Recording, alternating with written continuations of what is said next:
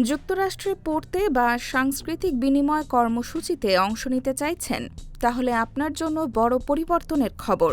President Donald Trump প্রশাসন আন্তর্জাতিক শিক্ষার্থী, এক্সচেঞ্জ ভিজিটর এবং বিদেশি সাংবাদিকদের ভিসা নীতিতে নতুন কড়াকড়ি আরোপ করেছে।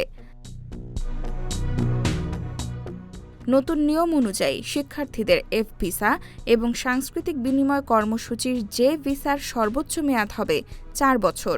অন্যদিকে বিদেশি সাংবাদিকদের ভিসা সর্বোচ্চ 240 দিনের জন্য দেওয়া হবে, আর চীনা সাংবাদিকদের ক্ষেত্রে এই মেয়াদ হবে মাত্র 90 দিন।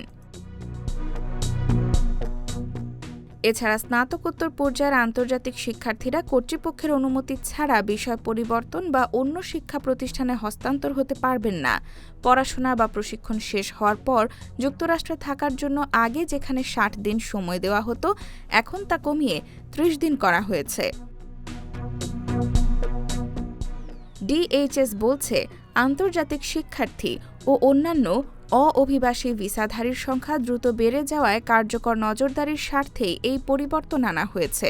তবে সমালোচকদের দাবি, নতুন নিয়ম আন্তর্জাতিক শিক্ষার্থীদের জন্য অপ্রয়োজনীয় জটিলতা তৈরি করবে এবং চাকরি খুঁজে স্পন্সর পাওয়ার সময়ও অনেক কমিয়ে দেবে। ফেডারেল রেজিস্টারে প্রকাশের 60 দিন পর কংগ্রেসের পর্যালোচনা সাপেক্ষে নতুন বিধিমালা কার্যকর হওয়ার কথা রয়েছে। ফলে যুক্তরাষ্ট্রীয় উচ্চশিক্ষা বা এক্সচেঞ্জ প্রোগ্রামে যেতে আগ্রহীদের এখন থেকেই নতুন নিয়ম সম্পর্কে সতর্ক থাকা জরুরি। সাপ্তাহিক বাংলা গ্যাজেট নিউজ ডেস্ক।